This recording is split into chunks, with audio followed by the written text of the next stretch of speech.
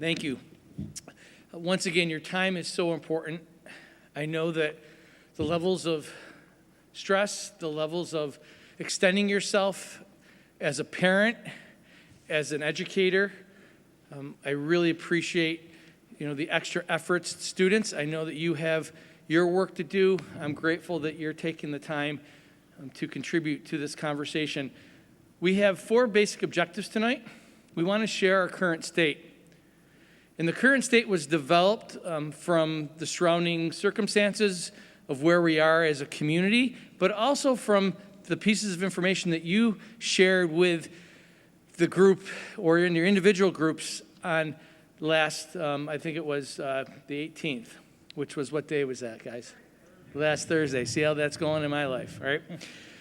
There's common themes that we learned for March 18th. You'll be hearing that throughout the evening, but when you get back into your grade bands, you'll be hearing more about those themes and how they synthesize. You're going to get information confirming our next steps, because I think it's important that you sort of see how we're moving along, and you could sort of see how your imprint, how your advisement is going through this, and I'll be sharing this information tonight exactly with the Board of Education, and they're going to have a similar conversation. We're going to talk about some very important pieces regarding distancing, ventilation, and transportation. You can see I have Dr. Lawrence to my far right. He's the Director of Transportation. And Aaron Smith, who's barely a year old in the job, but he's taken it on with a lot of grace and expertise that we've all benefited from. He's going to be talking about how we're going to support some distancing and ventilation. And we're going to develop further scenarios in each one of our grade bands to help us continue to get good feedback. So, as you know, the CDC shifted distancing guidelines. It was 6 feet. They shifted it to under 6 feet or 3 feet. There wasn't much research. There was lots of talk about it.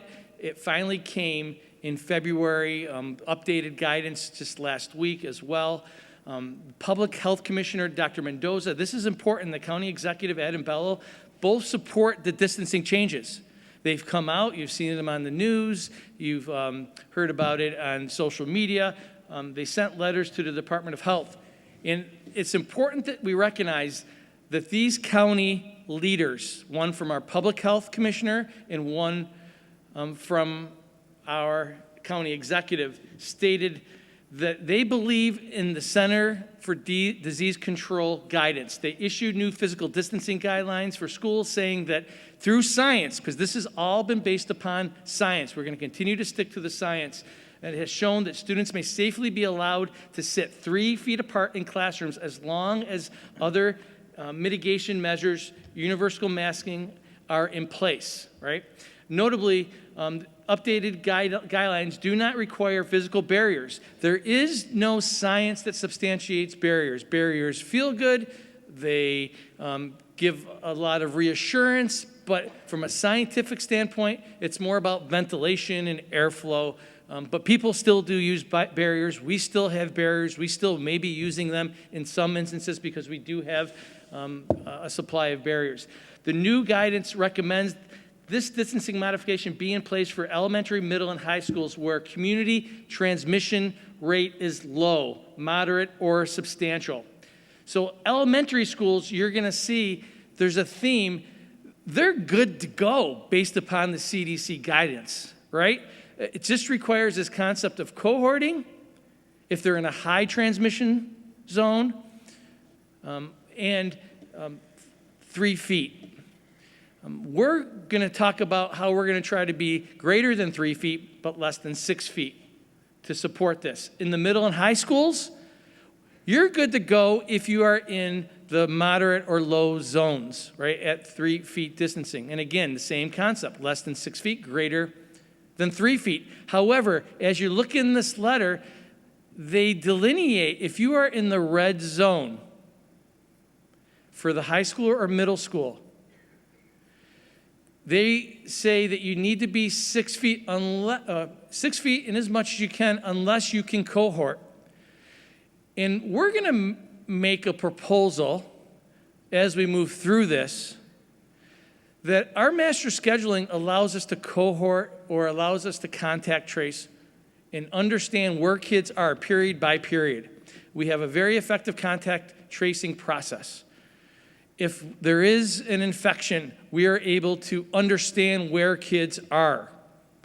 That is what we are going to be proposing moving through this process.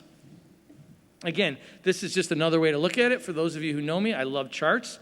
It sort of gives the green light if we're in the low and moderate transmission rates. Physical distancing, at least 3 feet between students in classrooms. Again, important to recognize that for the elementary. If we are in a spike, physical distancing, at least 3 feet of distance between students in classrooms. Cohorting is recommended when possible. Again, the language is not clear. It's when possible, right? Lots of definition, lots of ambiguity around that, but we feel that we could do this really well in the K-6 areas, right? And I am doing that intentionally, K-6. So if you're in a red or orange, we are very hopeful and optimistic about the prospects. Right now, you might ask, what's our transmission rate? It's 120 on a 7-day rolling average per 100,000. It needs to get down to under 100 on a 7-day rolling average. It was 2 weeks ago, 85. Right? So we're in a little spike.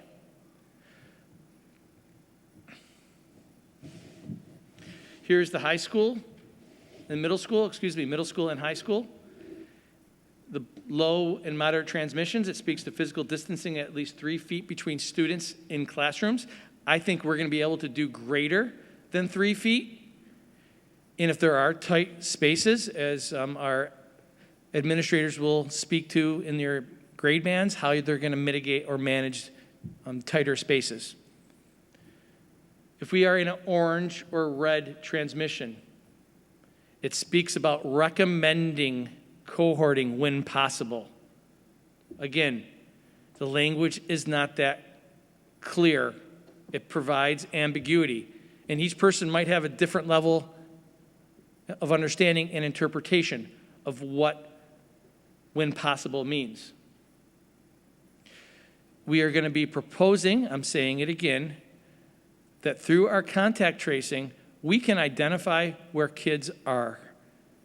It's amazing when we are contact tracing now, listening to the degree of information and knowledge that our contact tracers have here in our own school district. Those are our administrators, led by Deb Miles and the administrators who support contact tracing.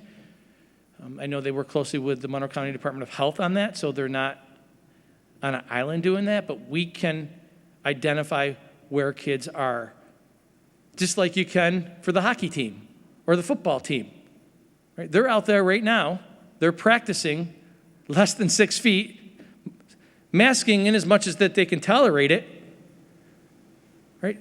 So if there's a situation there in their little cohort, which, by the way, they won't be a cohort when they come back to school tomorrow, we're able to manage it through contact tracing.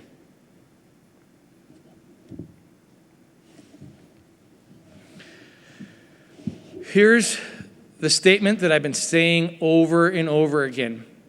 And if there's a hint of frustration, there's a level of dysfunction at the state level. I know you're all surprised. The New York State Department of Health, over a month ago, said that they were going to be re-looking at the guidance, making some changes or recommendations. That was a month later. It hasn't happened. We, again, are planning to move forward. We are going to be submitting a plan based upon the strategies that we've been discussing and will continue to discuss moving forward. Here are some key variables. The vaccine is here. Yesterday, I was fortunate enough to send out over 400 vaccination appointments to our community. That was just for our Fairport community. Then it got released to a greater community. Hopefully, people took advantage of it. We know that the Pharmacies have vaccinations. I would guess that we're above 70% when it's all said and done. I don't have that accurately, but I know that we're at least 60%, I would say, from a documentation formal reporting stance, but I do believe we're higher than that moving forward. And that's good news because the vaccination does what it's supposed to do. It keeps our staff healthy. They have families, they have loved ones who they interact with, they're exposed and they're working closely with children. It's important. And I'm really happy that the access only continues to get greater. We know more about COVID-19 than we did a year ago. Again, masking is the gold standard. We will be coming back with masking. We know that we need to reinforce strategies with our students to remind them not to get lax. We know that we have a COVID-19 in-house testing system. I was just able to secure 1,500 tests for the first month and a half, 2 months, that we'll be able to randomly test our students and our staff. We know that we have an effective contact tracing process, which again, as I've been saying, is very important in our reopening or our return to school planning. And we can always continue to watch the healthcare system from a community standpoint. Truthfully, if community spread continues to increase and all of a sudden you're hearing that hospitalization rates are increasing and that ICU rates are increasing, you have to know that that's a game changer. But that hasn't been the case. That hasn't been the trend. But I'm saying that that's something that we're always watching, we're always communicating with our counterparts in our networks, our network of professionals on. If we have an outbreak in our Perrington community, that's important to consider as well. Right now, again, Monroe County 7-day rolling average is 120. I think our Perrington one is around the same. And again, the district will be resubmitting our return to school plans to the New York State Education Department. We were just on the portal today.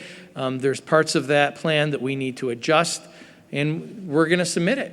And we'll be hoping to get an answer from these authorities as we did this past fall. This transition period, again, we learned this from you. These are your ideas and thoughts synthesized. This is about the social emotional well-being of our students. This will continually be echoed over the next several weeks. We want our students to get acclimated and try to understand what this new normal looks like. Prioritizing well-being, habits of mind, learning routines, and we want to build that stamina. Our students have not been to school on consecutive days. We have a group of students going for the 2 days in a row. Our Tuesday, Wednesday cohort is going tomorrow. So it's a nice little build-up. Very important. We take it for granted, but if you're a teacher in the classroom, you know what that means. If you're a mom or dad with a child, like I have children, I'm dying to see what they look like tomorrow, right? When they have to go. We're not accelerating the curriculum to fill in learning gaps. This is not about more is better. We are not about grading for punitive measures. If students are going to have late work, of course, we're going to put frameworks. We're going to give them every opportunity to be successful. But that does not mean that they're going to automatically pass. It's different than it was last year, because this year we are saying we do expect you to produce, to show understanding, to show that you know the standards. But we're going to give them every opportunity to do so, just like we've been doing all year long. Assessments and assignments should be purposeful and informative. That's why we need to always echo this. Our educators knowing this, especially those educators who have some high-stake assessments coming out, that will help them narrow their purpose moving forward as well.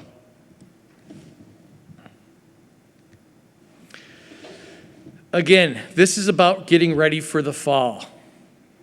If we can use this time to, when we do assess, know where a student is for their reading level or their math abilities or other learning readiness characteristics.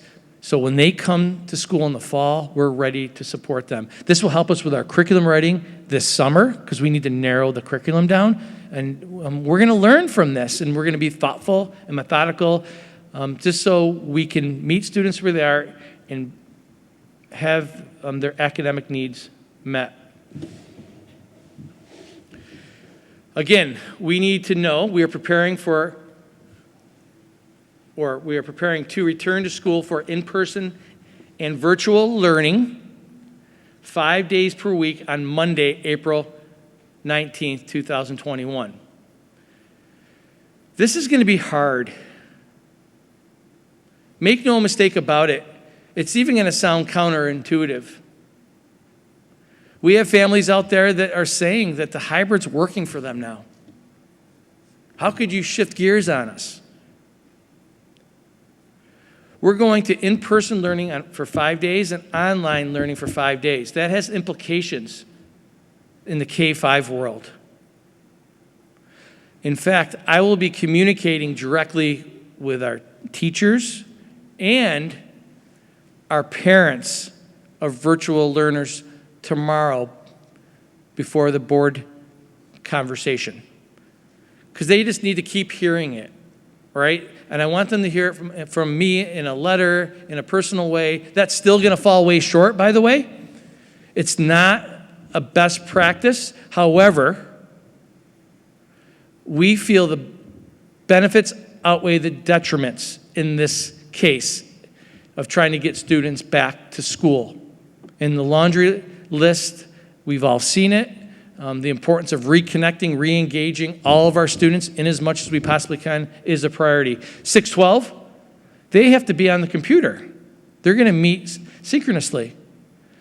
That is an incredible effort by our staff and for the students. Doing that period by period, it's not as seamless as it seems. I'm not sure it's sustainable past this year. We are going to continue to talk about this as an organization. We need to put our best minds around it moving forward, but for the remainder of this year, we will continue to do the synchronous learning. And in some disciplines, it lends itself better than other disciplines.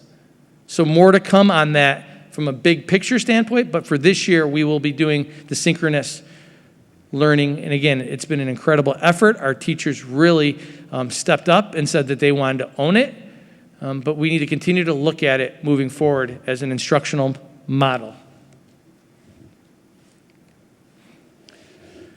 Again, I'm repeating myself. The big picture is being flexible, being patient, and always thinking about the whole child and the larger circumstances at hand.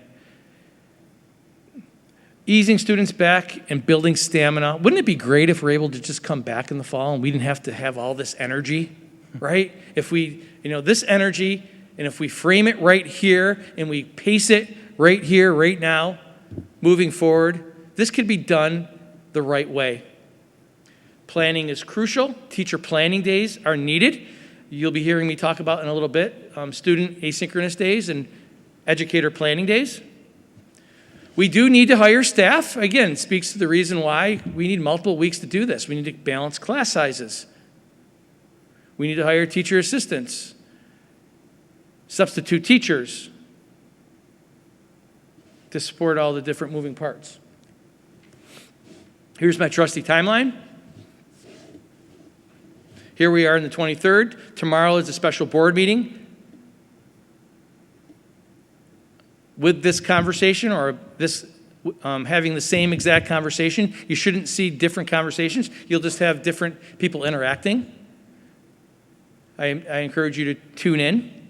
You will, again, hearing me talk about the letter that I'm going to be sending to our virtual families in the K-5 world and the 6-12 world as well. Nothing's really changing except for the fact that they are going to be going 5 days a week.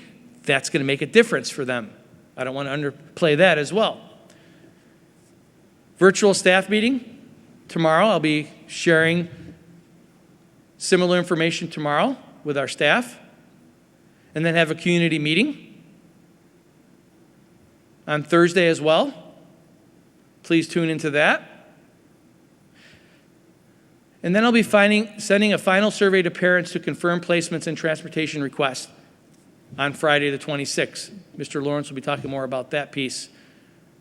But we're going to give parents one last opportunity to make a decision to go virtual or to come in live.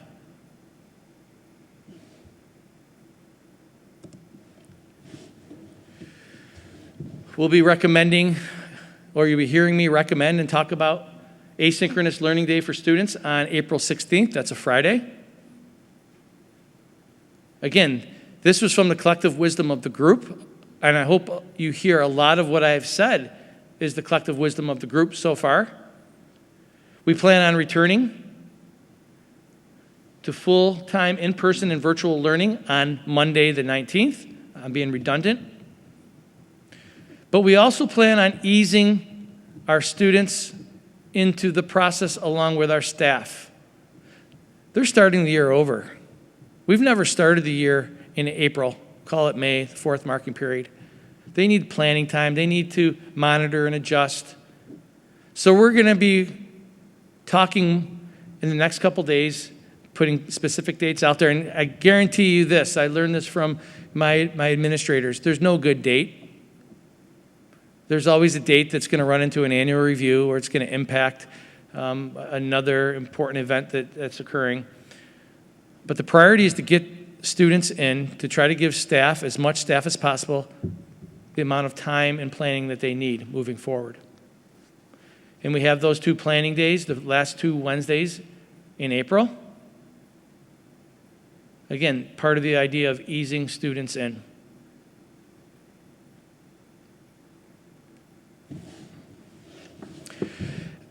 We have about 10 more minutes here, 15 tops, before we get you to your grade bands, but I'm going to have Aaron Smith, our Director of Facilities, to share some thoughts on classroom distancing and ventilation. First of all, good evening. I'd like to reiterate what Brett said in his opening statements and thank everybody for being here and being part of this process. There was a lot of great information that came from last week's meetings and thought process. Last week when I transitioned from group to group, I heard a lot of common themes, mostly around social emotional wellness of staff and students. And on a few occasions, I heard some comments and questions that particularly related to the classroom distancing, ventilation, cleaning and sanitizing, and those subject matters. But they were pretty limited on that subject matter. But that is what I'm here to address. The next slide is going to be a bulleted list of some of the high points. I'm really going to boil it down.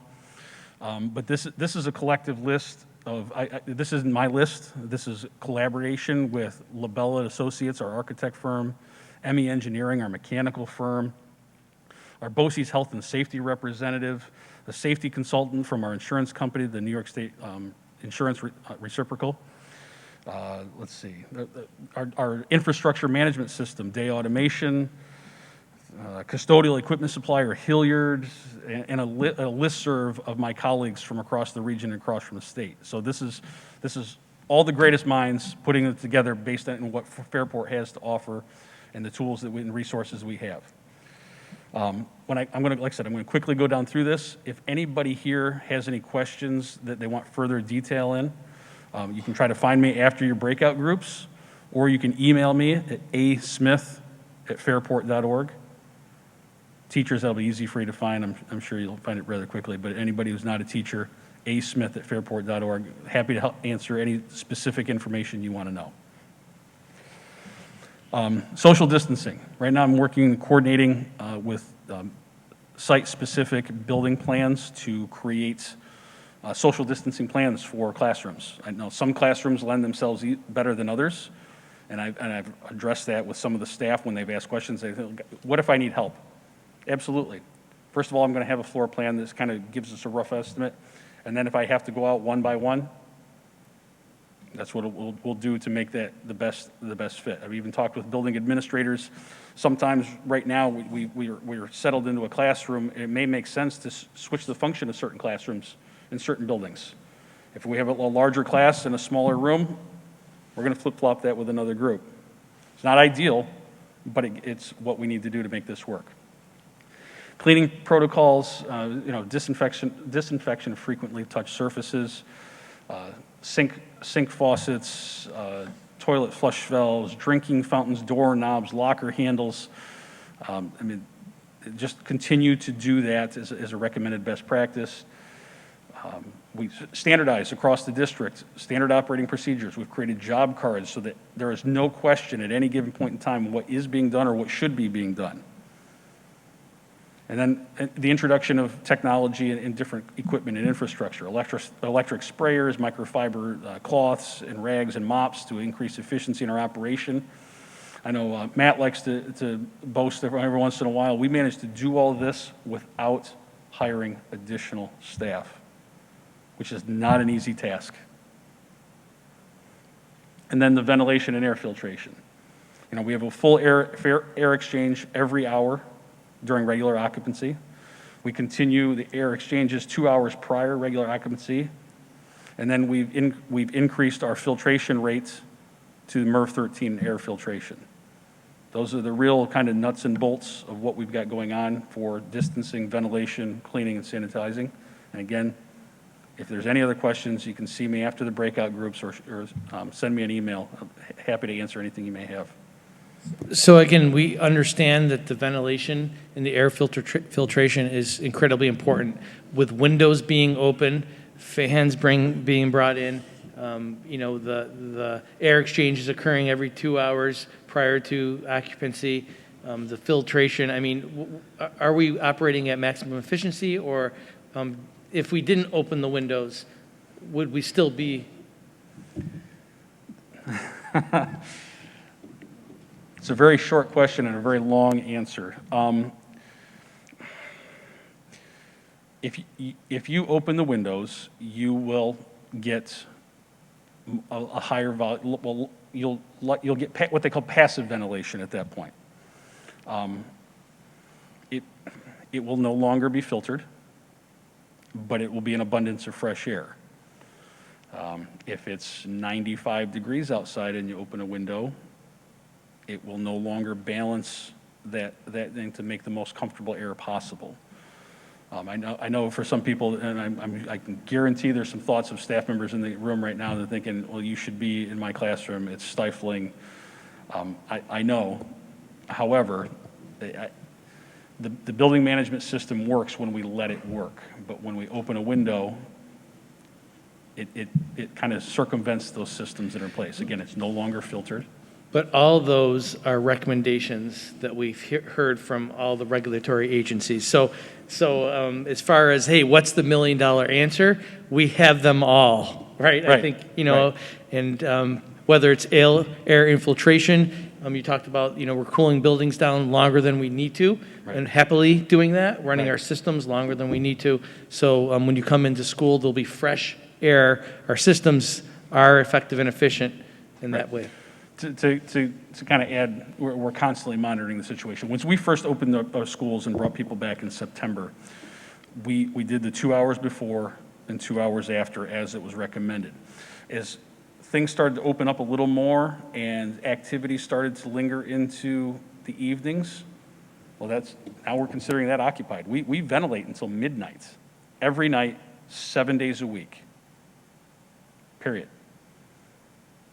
We still have 5 hours a day that we could ventilate if necessary. We could. There's nobody here for those 5 or 6 hours, but we could absolutely do that. We can take advantage of what they call, a purge or a fresh air harvesting at night to cool the buildings down.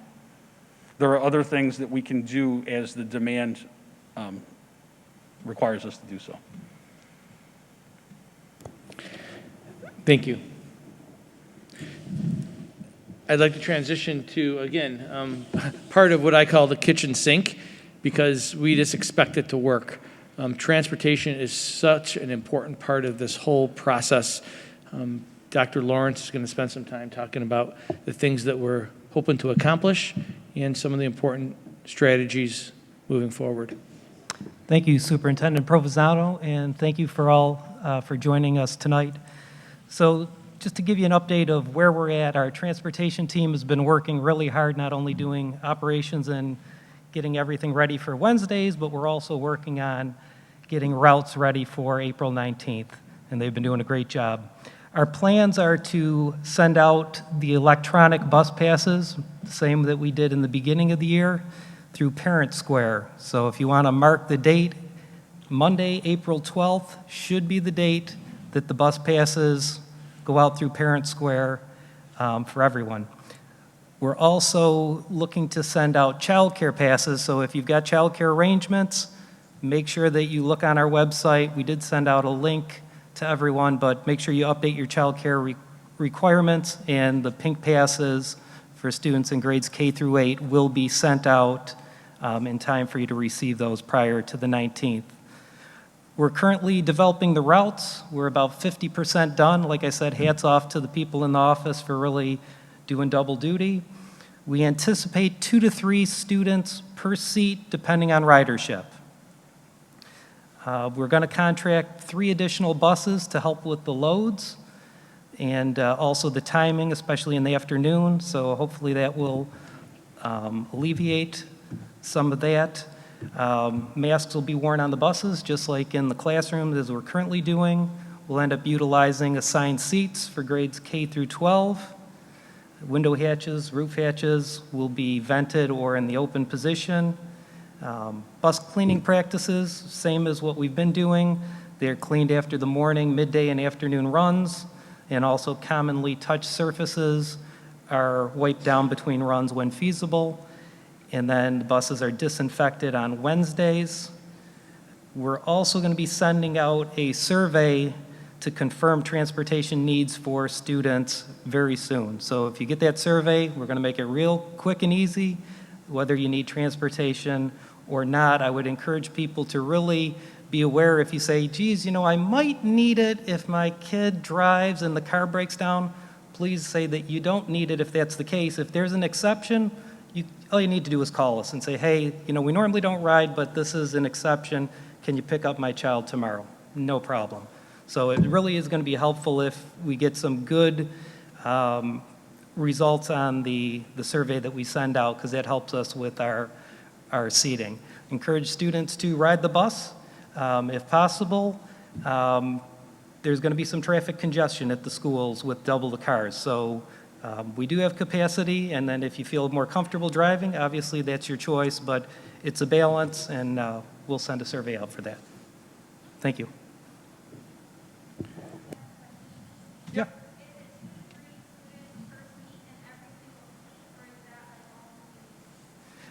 No, so it could be 2 to 3.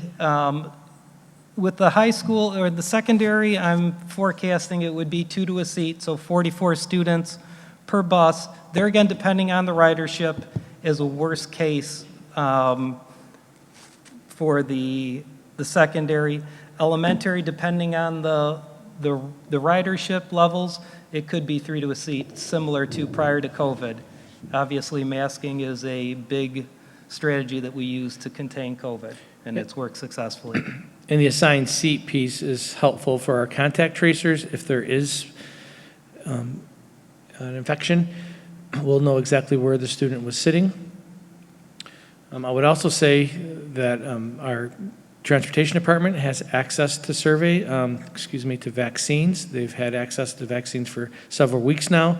We were able to get them on a preferred list because of the importance of their work. Again, all preparing and hoping for this opportunity. Lots of logistical pieces. I believe that you're moving your way through the routing process. The survey will give you an opportunity to, again, dot some I's and cross some T's and confirm what you may already know or make changes. And if you have any questions, again, like Aaron said, feel free to email me, plawrence, Lawrence, at fairport.org, and you can get to my email directly from the transportation webpage, fairport.org. Thank you, Dr. Lawrence. Thank you, Mr. Smith. The work here is so important. The feedback here has been helpful. It will continue to be helpful. This is such important work. So many people are dependent upon this. No matter where you are sitting, what side you're on, that's why it really takes thoughtful, caring people to make the sacrifice to be here, and I'm really grateful. And we're going to continue the conversations in your breakout groups, get you moving, get you active, and to help us really drill down to more information, again, which will be part of our process moving forward.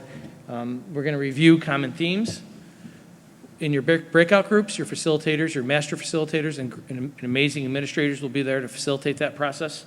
And you're going to develop further scenarios that are unique to your grade band.